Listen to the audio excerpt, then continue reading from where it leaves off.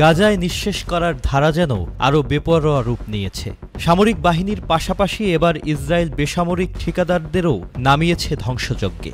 মোটা অঙ্কের পারিশ্রমিক আর ভারী যন্ত্রপাতির যোগান, এই দুয়ের সমন্বয়ে গাজা উপত্যকার জনপদ আজ মাইলের পর মাইল পরিণত হচ্ছে বালুতে ঢাকা ধ্বংসস্তূপে।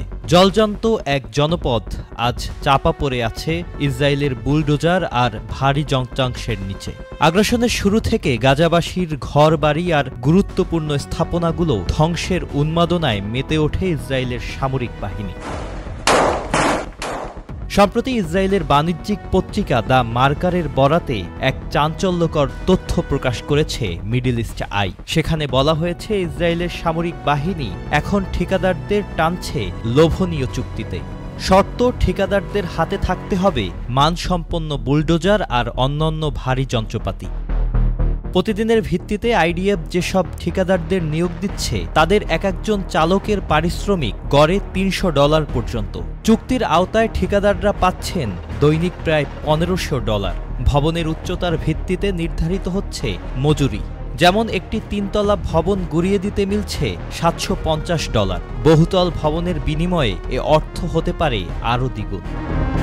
জাতিসংঘের হিসেবে গাজা উপত্যকায় এখন পর্যন্ত 92% ঘরবাড়ি আংশিক বা পুরোপুরি ধ্বংস হয়েছে। প্রায় 360 বর্গ কিলোমিটারের এই ভূখণ্ডে ধ্বংসস্তূপের পরিমাণ দাঁড়িয়েছে 5 কোটি টনের কাছাকাছি, যা অপসারণে লেগে যেতে পারে কয়েক দশক। আইডিএফের পৃষ্ঠপোষকতায় ঠিকাদারদের এমন নিয়োগ নিয়ে প্রশ্ন তুলেছেন বিশ্লেষকরা।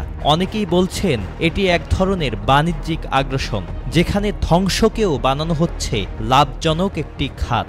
অনলাইনে ঠিকাদার নিয়োগের বিজ্ঞাপন কয়েকগুণ বেড়ে গেছে বলে জানিয়েছে মিডল ইস্ট আই। গাজার মানুষ কোথায় যাবেন, এই মুহূর্তে সবচেয়ে বড় প্রশ্ন এটি। ধ্বংসস্তূপে পরিণত হওয়া গাজায় বসবাসযোগ্য কোনো স্থান আদৌ কি অবশিষ্ট থাকবে? বিশ্লেষকরা বলছেন ইসরায়েলের এই নতুন কৌশল গাজায় মানবিক পরিস্থিতিকে আরও চরম বিপর্যয়ের দিকে ঠেলে দিচ্ছে। Sajid Abdullah, channel I. Bundle থাকলে প্রতি সেনমানিতে টাকা বাঁচবে।